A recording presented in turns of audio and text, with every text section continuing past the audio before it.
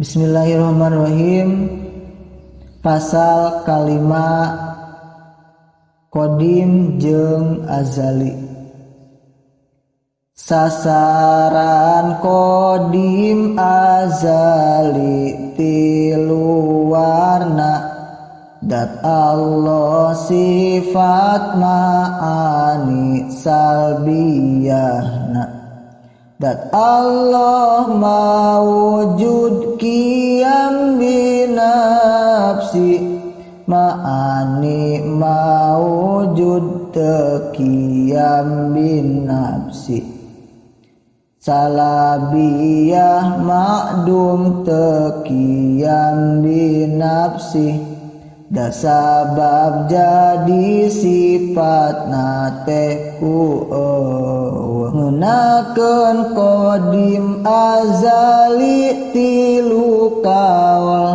Qadim kena ka mawujud ceuk sakaul, atuh kena kadat Allah jeung ma'ani, teu kena kana salbiyah da ma'dumi.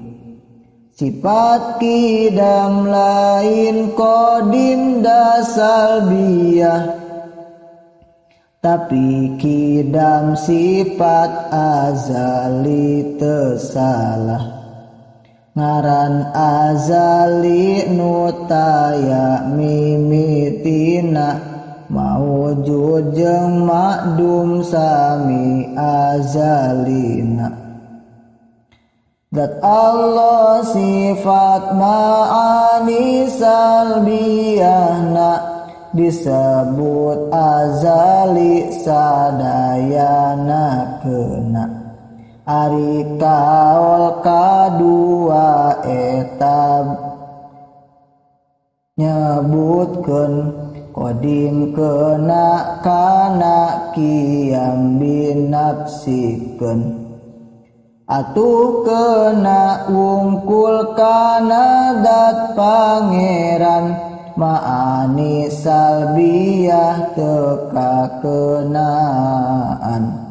Ari kena kanu taya kawitna, boh qiyam binafsi tawa henteuna. Dat Allah jeung sakabeh sifatna Allah, disebut azali najan salbiyah. Ari numut kaul anu katiluna, azali qadim sami sasaranana. Mawujud ma'dum qiyam binafsina, tawan teu sebut qadim azalina.